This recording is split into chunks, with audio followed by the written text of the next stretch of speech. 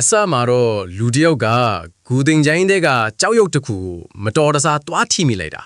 အဲ့ဒီမှာတင်ထိလိုက်တဲ့လူကချက်ချင်းကြောက်ရွံ့ဖြစ်သွားပြီးတော့ငြိမ်နေတဲ့ကြောက်ရွံ့ကြီးကပြောင်းပြန်အသက်ဝင်လာတာဗျအဖွဲတဲကလူတွေကြောက်လန့်တကြားနဲ့တီနတ်နဲ့ပစ်ပင်မဲ့လဲကြောက်ရွံ့ဆိုတော့ဘာမှမဖြစ်ဘူးပေါ့အဲ့ဒီနောက်မှာလဲတယောက်ပြီးတယောက်ကြောက်ရွံ့တွေကိုထိမိကုန်ကြတာနဲ့လူတွေကကြောက်ရွံ့ဖြစ်ကြောက်ရွံ့တွေကအသက်ဝင်လာပြီးတော့တကယ်ကိုရုပ်ရုပ်တဲတဲကြီးဖြစ်ကုန်တာပေါ့အဲ့ဒီအချိန်မှာအဖွဲတဲကဆရာကြီးကဒီဘေးကနေလွတ်မြောက်ဖို့နီးလန့်တစ်ခုကိုတတိယသွားတယ်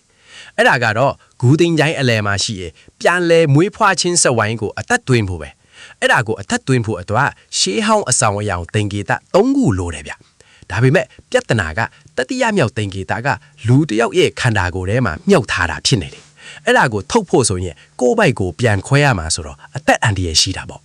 အဲ့ဒီလူကတွေ့ဝေနေတော့မှတယ်သူ့ချစ်သူကကြောက်ရွံ့ကြီးရဲ့ကြိတ်ခိုက်ခြင်းကိုခံရတော့မဲ့အခြေအနေရောက်သွားတယ်အဲ့လာနဲ့ပဲသူကချစ်သူအသွားဆိုပြီးအနာခံကသူ့ပိုက်ထဲကသင်္ကေတကိုထုတ်ပြီးစဝိုင်းထဲကိုထည့်လိုက်တာပေါ့